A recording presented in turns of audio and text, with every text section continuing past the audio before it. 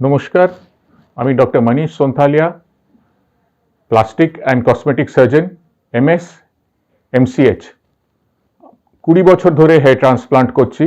আজকে বন্ধুগণ আমরা হেয়ার ট্রান্সপ্লান্ট নিয়ে একটু কথা বলবো। তার আগে এই জিনিসটা ক্লিয়ার করার চেষ্টা করব যে hair transplant is a life changing surgery. আপনি ওদেরকে জিজ্ঞেস করুন যারা বল্ড আছে, যাদের হিন্দিতে যেটাকে আমরা গঞ্জাপন বলি, আর যাদের টাক আছে। এই টাক কারোরই পছন্দ নয়, এটা একটা সোশ্যাল স্টিগমা। যে ছেলে মেয়েদের হয় তারা সোশ্যাল গ্যাদারিংয়ে যেতে চায় না, তারা কারোর সাথে মিশতে চায় না, তারা ওয়ার্ক প্লেসে ম্যাল অ্যাডজাস্টেড হয়। সো ওরা সবসময় ওদের মনে একটা ভীতি থাকে যে অন্য লোকজন ওদের বডি ইমেজ নিয়ে ওদের পেছনে কথা বলছে কিংবা ওদের সামনে কথা বলছে। So baldness is not on the head, it is inside the head.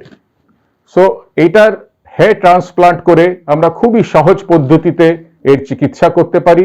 সেটা নিয়ে আমরা পরে আরো ডিটেলসে কথা বলবো, কিন্তু এইটা আগে আমাদের জানতে হবে দ্যাট এইটার চিকিৎসা আছে and this is a life altering surgery. এইটাতে আমাদের চিন্তাধারা চেঞ্জ হয়ে যায়, কনফিডেন্স লেভেল চেঞ্জ হয়ে যায়, সোসাইটিতে আমাদের যে ম্যাল অ্যাডজাস্টমেন্ট আছে সেটাতে আমাদের অ্যাডজাস্টমেন্ট বেড়ে যায়, আমাদের কনফিডেন্স লেভেল বেড়ে যায়, আমাদের কাজ করার জায়গায় আমাদের ওই কনফিডেন্সটা চলে আসে।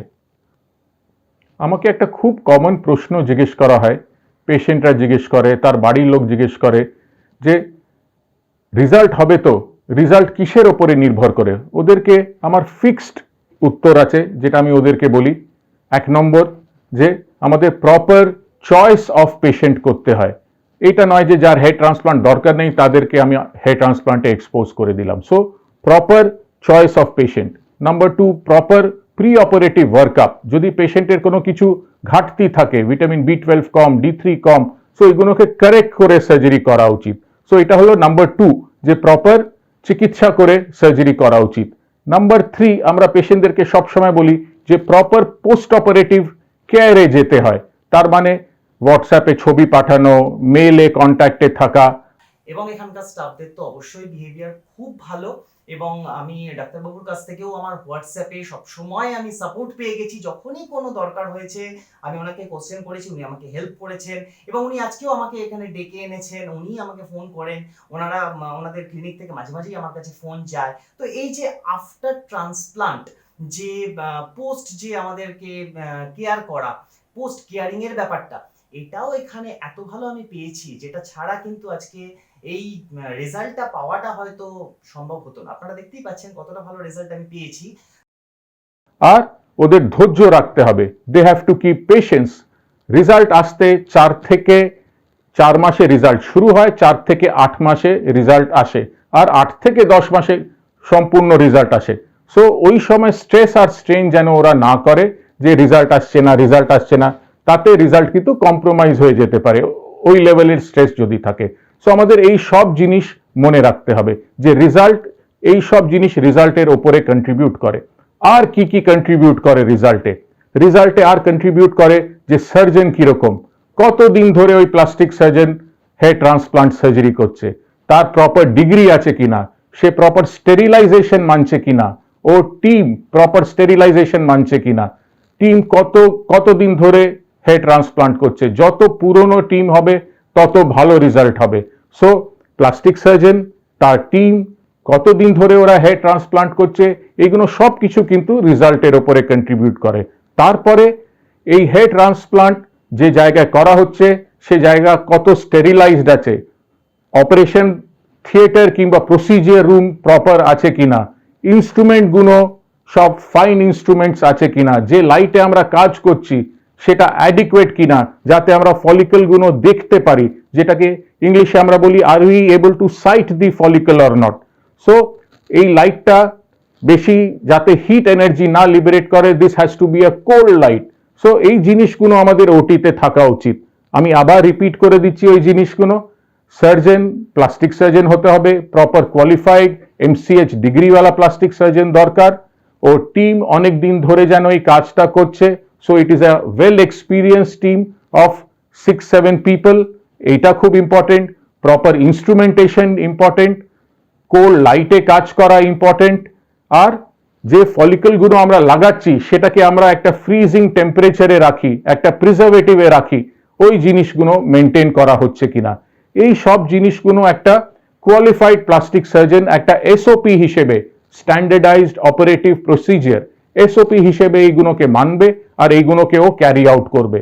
সো যদি কেউ প্লাস্টিক সার্জন কোয়ালিফাইড, আবার বলছি এমসিএইচ ডিগ্রিওয়ালা প্লাস্টিক সার্জন যে অনেক দিন ধরে এই ট্রান্সপ্লান্টের প্রসেস করছে, 10 বছর, 15 বছর, 20 বছর, ওই সব এসওপির থ্রু দিয়ে যাবে, and this is a big contributory factor to the results.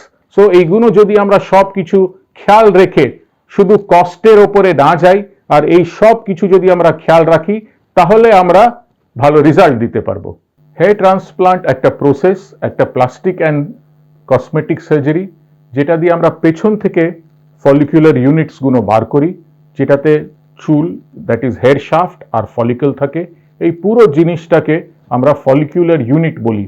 এর সাথে এর পাশের সিবেশিয়াস গ্ল্যান্ড, সোয়েট গ্ল্যান্ড, ফ্যাট আর একটু স্কিন থাকে। এই পুরো জিনিসটাকে আমরা এফইউ বলি, ফলিকুলার ইউনিট। এটা আমরা পেছন থেকে নিই আর এটাকে আমরা সামনে ইমপ্লান্ট করে দিই। এই পুরো প্রসেসটাকে হেয়ার ট্রান্সপ্লান্ট বলা হয়। এটা দুরকম ভাবে করা যায়, একটাকে বলা হয় এফইউটি আর একটাকে বলা হয় এফইউই। তাহলে আমাদের জানতে হয় যে এফইউটিটা কি আর এফইউইটা কি। FUT stands for follicular unit transplant. এটা হলো এজ ওল্ড সার্জারি, যেটা লাস্ট 18-20 বছর ধরে হচ্ছে। আপনি যত এই ফিল্ম অ্যাক্টরদেরকে দেখছেন, সলমান খান, সঞ্জয় দত্ত, আমির খান, অক্ষয় কুমার, এদের সবার এফইউটি হয়েছে। এটা শুধু একটা কোয়ালিফাইড প্লাস্টিক সার্জন করতে পারে। আর এই চুলগুলো লং লাস্টিং চুল, পার্মানেন্ট চুল, কেননা পেছন থেকে নেওয়া হচ্ছে আর এগুলো কোনো ডিস্টরশন হয় না, যেভাবে পেছনে থাকে ওইভাবেই আমরা এটাকে সামনে নিয়ে আসতে পারি। সো এটা পার্মানেন্ট হেয়ার, যেটা আমরা পেছন থেকে সামনে বাই হেয়ার ট্রান্সপ্লান্ট এফইউটি মেথডে আমরা শিফট করে দিচ্ছি। এটার আরেকটা নাম হলো স্ট্রিপ মেথড। আর আমাদের জানতে হবে যে এটা শুধু প্লাস্টিক সার্জনরাই করতে পারে। আর this is the procedure of choice for genetic baldness or male pattern baldness. আর একটা প্রসেস হলো এফইউই, যেটার ফুল ফর্ম হলো ফলিকুলার ইউনিট এক্সট্রাকশন। এটাতে আমরা কি করি, একটা পেনের মতন একটা ড্রিল হয়, মোটা পেনের মতন, সেটা হাই স্পিডে রোটেট করে আর সেটা পেছনে আমরা বসিয়ে ব্লাইন্ডলি ওইখান থেকে আমরা ফলিকলগুলো এক্সট্রাক্ট করি আর ওই ফলিকলগুলো আমরা সামনে লাগিয়ে দিই। এটাতে বড় টিম দরকার হয় না, যেরকম এফইউটিতে একটা প্লাস্টিক সার্জন আর 7-8 জনের টিম দরকার হয়, এখানে 2 জন কিংবা 3 জনের কাজ হয়ে যায়। এটা একটা হাই স্পিডে ড্রিলটা ঘোরে, বিকজ অফ দ্যাট একটা হিট জেনারেট হয়। যেমন গাড়ির চাকা ঘুরলে ফ্রিকশন হলে একটা হিট জেনারেট হয়, আমাদের তার উপরে ঠান্ডা নর্মাল স্যালাইন স্প্রে করতে হয়, যাতে ফলিকল ইউনিটের থার্মাল ডিনেচারাইজেশন যাতে না হয়, ওই হিটটা যাতে ফলিকলকে না নষ্ট করতে পারে। তবুও এটাতে ওয়েস্টেজ অনেক বেশি হয়, কেননা আমরা যে ড্রিল বসাচ্ছি সেটা ব্লাইন্ড হচ্ছে।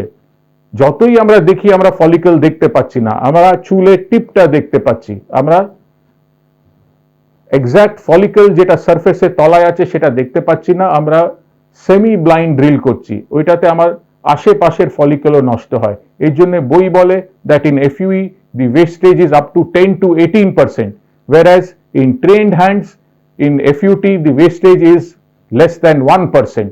যে টিম অনেক দিন ধরে এফইউটি করছে তাদের ওয়েস্টেজ যদি 4000 ফলিকুলার ইউনিট একদিনে করা হয়, তাহলে ওদের ওয়েস্টেজ 20-30ও না হতে পারে। It should be less than 0.5 to 1%. So এটা হলো বেসিক তফাৎ বিটুইন এফইউটি অ্যান্ড এফইউই। একটা প্লাস্টিক সার্জন সব সময় এফইউটি প্রেফার করবে, কিন্তু যখন বডি হেয়ার করছে, যখন বিয়ার্ড থেকে হেয়ার নিচ্ছে, যখন চেস্ট থেকে হেয়ার নিচ্ছে, তখনই ও এফইউই নিতে চাইবে, যখন স্ট্রিপে সার্জারি করা যাবে না। সো আমাদের এই ধারণাটা যে এফইউইতে ব্যথা কম হয়, এফইউটিতে ব্যথা বেশি হয়, এগুলোর কোনো বেসিস নেই। ইট ইজ আ আমার অ্যানাস্থেসিয়া হয়েছিল এবং তারপরে যখন আমি ওটিতে গেলাম, তখন সেখানে ইনজেকশন দিয়ে যখন আমার পিছনে অবশ করে দেওয়া হলো, একদমই এটায় কোনো পেন হয় না। এটা একদমই অনেকেরই ধারণা থাকে যে খুব পেন হয়, খুব পেইনফুল সার্জারি। কিন্তু মোটেই না, একদমই কোনো পেন হয়নি সেখানে এবং খুবই সামান্য। তারপরে আমার ওখান পিছন থেকে হেয়ার স্ট্র্যাপ তুলে নিয়ে সেটাকে আস্তে, আস্তে সেখানে করে আমার সামনে বসিয়ে দেওয়া হয় এবং পেনলেস প্রসিজার, যেখানে আমরা অ্যানেস্থেজিয়া দিই সামনে। আমরা পেশেন্টকে যেই সকালে ভেতরে ওটিতে নিলাম, আমাদের প্রথম কাজ হবে যে আমরা পেশেন্টকে সামনে আর পেছনে অ্যানেস্থেজিয়া দিতে হয়। আগে হারভেস্ট করার জন্য পেশেন্টকে আমাদের উপুর করে শোয়াতে হয়। উপুর করে শুইয়ে আমরা পেছনে একদম মিহি নিডল দিয়ে অ্যানেস্থেজিয়া দিই, ইঞ্জেকশন দিই, তাতে পুরো জায়গাটা অবশ হয়ে যায়। এই অ্যানেস্থেজিয়া দিতে 15 থেকে 20 সেকেন্ড লাগে। একটা পিঞ্চের মতন শুধু ব্যথা, তারপরে পুরো জিনিসটা পেনলেস হয়ে যায়। ওইখান থেকে আমরা স্ট্রিপটা হারভেস্ট করে নিই আর প্লাস্টিক সার্জারি করে ওইটাকে আমরা বন্ধ করে দিই। এটাকে আমরা ট্রাইকোফাইটিক ক্লোজার বলি। যেরকম একটা জিপার, প্যান্টের জিপার বন্ধ হয়ে যায়, সেরকম এই জায়গাটা বন্ধ হয়ে যায়। তারপরে ওই স্ট্রিপটা আমরা টিমকে দিয়ে দিই। টিম কোল্ড লাইটে আর ম্যাগনিফিকেশনে ওইখান থেকে ফলিকুলার ইউনিটগুলো সেপারেট করে নেয়। ওইটা একটা প্রিজারভেটিভে থাকে। আর তারপরে ওই জিনিসটা আমরা সামনে প্রপার হেয়ারলাইন ফর্ম করি। তারপরে যেরকম 15 থেকে 20 সেকেন্ডে আমরা পেছনে অ্যানেস্থেজিয়া দিয়েছিলাম, সেম 15 থেকে 20 সেকেন্ডে আমরা সামনে অ্যানেস্থেজিয়া দিয়ে দিই। তারপরে পুরো জায়গাটা অবশ হয়ে যায় আর জিনিসটা একদম পেনলেস হয়ে যায়। So this is how we proceed with FUT hair transplant. এটা নর্মালি 6 থেকে 7 ঘন্টা মতন সময় লাগে। এরপরে পেশেন্ট আধ ঘন্টা থেকে 1 ঘন্টা ক্লিনিকে থেকে তারপরে বাড়ি চলে যেতে পারে। এই জন্য এটাকে আমরা ওপিডি প্রসিজার বলি, আউট পেশেন্ট ডিপার্টমেন্ট প্রসিজার বলি এটাকে আমরা। আর অন্য মেথডটা এফইউই মেথড, যেটা ফলিকুলার ইউনিট এক্সট্রাকশন। ওইখানে আমরা অত বড় টিম দরকার হয় না। ওইখানে আমরা এক একটা পারফোরেশন করে করে ওই ফলিকুলার ইউনিটগুলো হারভেস্ট করে নিই আর ওই ফলিকুলার ইউনিট লাগিয়ে দেওয়া হয়। So this is the basic difference between FUT and FUE. একটা পার্টিকুলার ডে, একটা রুটিন ডে, যেদিন আমরা হেয়ার ট্রান্সপ্লান্ট করছি, আমরা কিভাবে শুরু করি আর কিভাবে শেষ করি। I will go through one full day of hair transplant with the patient. Patient আমাদের ক্লিনিকে সকালে 8টা সাড়ে 8টার সময় ঢুকে যায়। আগে ওর পেছনের চুলটা আমরা সাইজিং করি। ওই চুলটা সামান্য ছোট আমরা কেটে দিই, যেখান থেকে আমরা স্ট্রিপ নেব। তার জায়গা ফিক্সড আছে। আমাদের ল্যাঙ্গুয়েজে ওইটা আমরা বলি একটা প্যারাইটাল এমিনেন্স, একটা প্যারাইটাল এমিনেন্স, নিচে অক্সিপিটাল প্রোট্রুবারেন্স, এর ওপরে ওই স্ট্রিপটা হয়। যেরকম একটা প্লেন নাবানো আর প্লেন তোলার একটা এয়ার স্ট্রিপ থাকে, আমাদের পেছনে পার্মানেন্ট হেয়ার বেয়ারিং জোনের একটা ফিক্সড এরিয়া থাকে। ওইটাকেই আমরা fixed defined permanent hair bearing zone বলি। ওইটা আমরা স্ট্রিপ হিসেবে তুলে নিই, ওইটাকে ট্রাইকোফাইটিক ক্লোজার করে আমরা বন্ধ করে দিই। এই পুরো কাজ করতে নর্মালি 40 থেকে 50 মিনিট মতন আমাদের লাগে। ওইটা আমরা টিমকে দিয়ে দিই। এই পুরো কাজটা পেশেন্ট উপুর হয়ে শুয়ে থাকে তখন করা হয়। এটা পেন এইটুকুই হয় যেটুকু আমরা ইঞ্জেকশন দিচ্ছি, তারপরে এই জায়গাটা অবশ হয়ে যায় কয়েক সেকেন্ডের পরে, আর ওইটা পেনলেস হয়ে যায়। তারপরে আমরা পেশেন্টকে এইভাবে বসিয়ে দিই যেরকম আমরা বসে আছি। আমরা সামনের হেয়ারলাইন ফর্ম করি। হেয়ারলাইনের ফিক্সড মাপ আছে, পেশেন্টের সাথে আমরা আগে ডিসকাস করে নিই যে রুট অফ দি নোজ থেকে ফোরহেড নর্মালি 4 ফিঙ্গার্স হয়, অ্যাঙ্গেল অফ দি আই থেকে নর্মালি 4.5 ফিঙ্গার্স হতে হয়। এইভাবে আমরা হেয়ারলাইন প্লট করি। এটাকে আমরা জিগজ্যাগ করি, স্লাইটলি একটু অসিমেট্রিক্যাল রাখা হয়, কেন আমরা সব সময় বলি that a plastic surgeon should never chase symmetry, he should always chase asymmetry. এই বলে আমরা একটু সামান্য, মানে খুবই সামান্য এটাকে ইরেগুলার রাখি, যাতে চোখ এইটাকে আর্টিফিশিয়াল না বলে। সেভাবে আমরা হেয়ারলাইন প্লট করি। তারপরে ওইখানে আমরা নর্মাল স্যালাইন দিয়ে ওই জায়গাটাকে তৈরি করে নিই, একটা গ্রিড বানিয়ে নিই, আর ওইখানে আমরা ফলিকল লাগাই। আমার পেছনে আপনারা দেখতে পারবেন কিভাবে নিখুঁতভাবে ম্যাগনিফিকেশনে, কোল্ড লাইটে, আন্ডার ওয়াটার এই ফলিকুলার ইউনিটগুলো তৈরি করা হচ্ছে। এক একটা ফলিকুলার ইউনিটে, যেটাকে আমরা এফইউ বলি, ফলিকুলার ইউনিট, এক একটা ফলিকুলার ইউনিটে আপনার সিঙ্গল ফলিকল থাকতে পারে, ডাবল ফলিকল থাকতে পারে, আর রেয়ারলি 3টে কিংবা 4টে ফলিকল থাকতে পারে।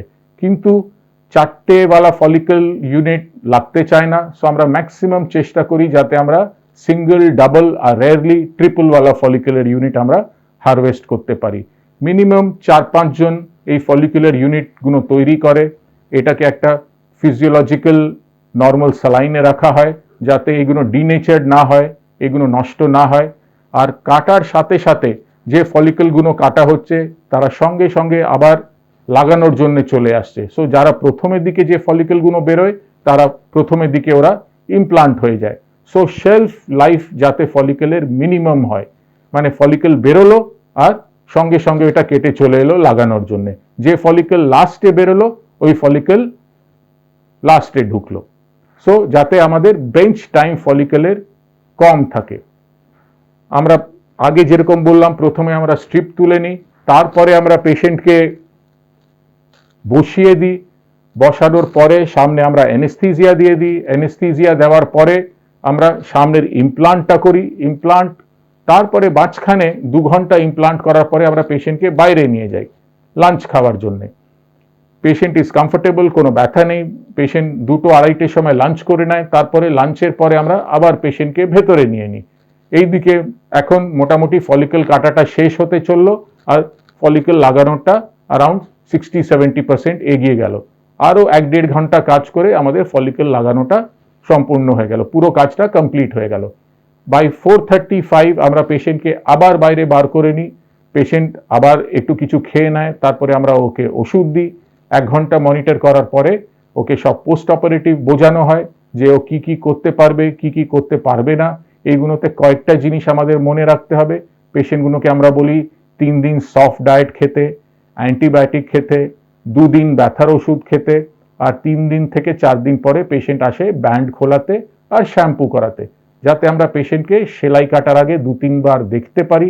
এই সব ইনস্ট্রাকশন পেশেন্টকে দেওয়া হয় আর পেশেন্টকে আবার আসতে বলা হয় 3 থেকে 4 দিন পরে। এইটা হলো একটা নর্মাল পোস্ট অপারেটিভ ইভেন্টস যেটা পেশেন্টকে মানতে হয়। আর এইটা হলো একটা নর্মাল পোস্ট সার্জারি যেটা পেশেন্ট যার থ্রু দিয়ে যায়।